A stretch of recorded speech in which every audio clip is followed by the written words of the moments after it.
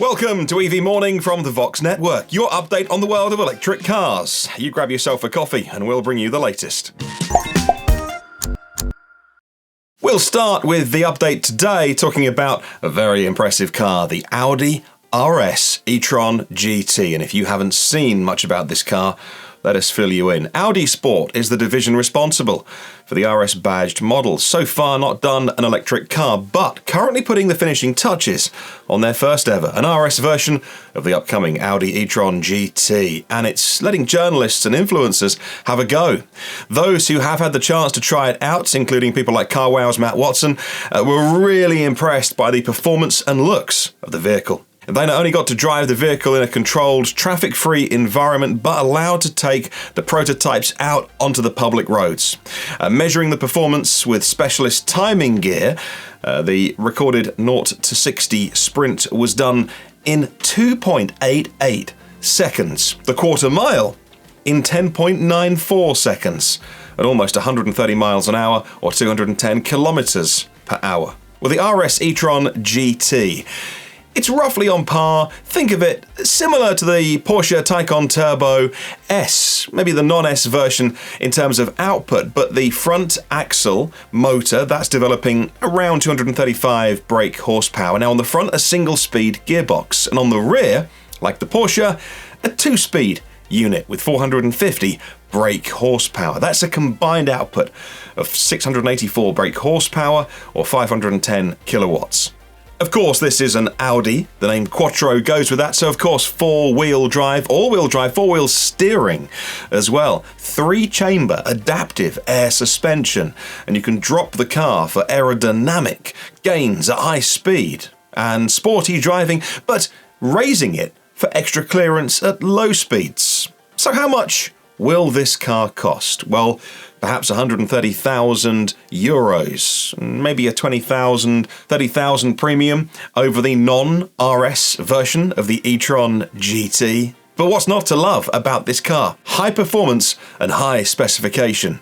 And of course, because it's an EV with e-motors, there's so much efficiency, but also so much technology. In fact, compared to their combustion cars, it's 5 times faster at applying that all-wheel drive power than doing it mechanically in combustion versions. How far will it go? Well, they say just under 250 miles on the European WLTP test cycle, and like the Porsche, it will charge very quickly at 270 kilowatts. Then in theory, that's around 62 miles of range for plugging in for just 5 minutes. So whilst this car is similar in some ways, being on the same platform as the Porsche Taycan, in many, it is different. It has been developed by Audi's engineers, and it was very separate in the development process. The battery pack, for instance, is different. While the Porsche has a 79.2 kilowatt-hour performance battery, or a 93.4 kilowatt-hour performance battery plus, the e-tron GT has an 83.7 kilowatt-hour battery. That's net, so that's what you get access to use. If you're interested, it's 396 pouch cells in 33 different modules. The Porsche and the Audi are 2 great electric cars to show combustion vehicles just how it's done. And it'll be on the roads in 2021. Talking of the Porsche Taycan, onto our next story today. The Cross Turismo has been spied camo-free. The Porsche Taycan Cross Turismo is almost ready for their big debut. In early 2021, Porsche's all-electric performance wagon has been seen testing on public roads several times, and now we have a new batch of photos from our spy photographers showing a completely undisguised version in Germany. And what we see in the photos is pretty much what the car is going to look like for real, because, like I say, it's going to be debuting in early 2021. The modernistic wagon may look at least a little different to the regular Porsche Taycan, but identical under the skin, so power, around 530 brake horsepower, those 2 batteries that we just told you about, and there's been some performance gains recently for the Taycan, shaving off 0.2 seconds for the 0 to 124 mile an hour dash. That's 0 to 200 kilometers per hour, accelerating that in 9.6 seconds. Moving on, let's talk charging. Ionity is the European fast charging network, and they've revealed usage of their network in terms of the amount of energy dispensed to EVs over the last 2 years. And how has 2020 fared with the strange year that we've had this year?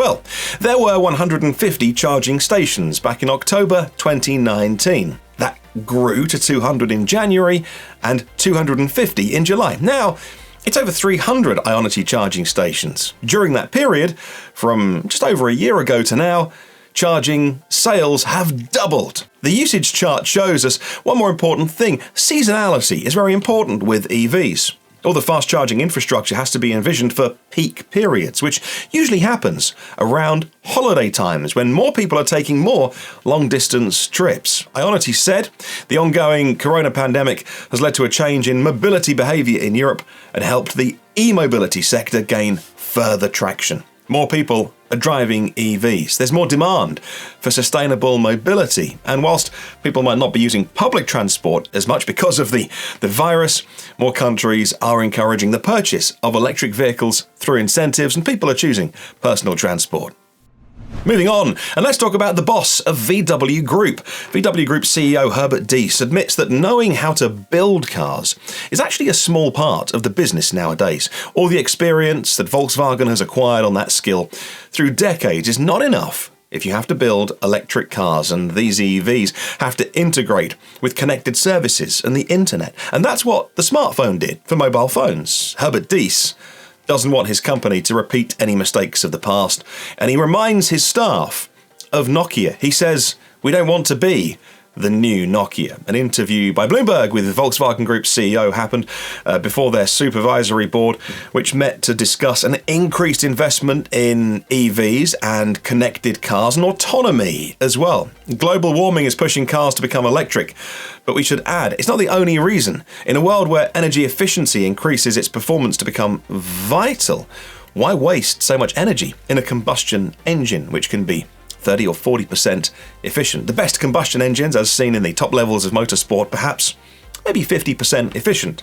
An EV motor can be over 95% efficient. And Diess knows that, and he's confident that he's helped prepare Volkswagen for what's to come in the electric future.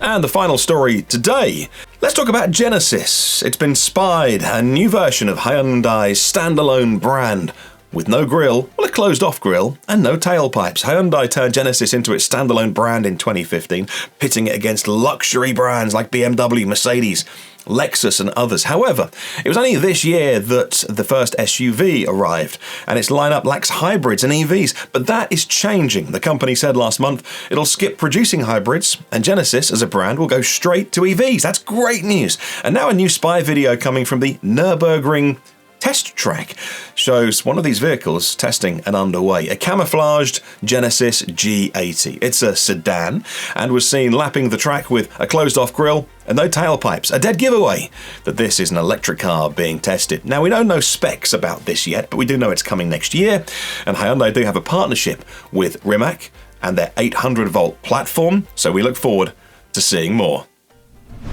And that's all for this edition. Remember to subscribe to the channel to hear more EV updates, and we'll see you on the next one.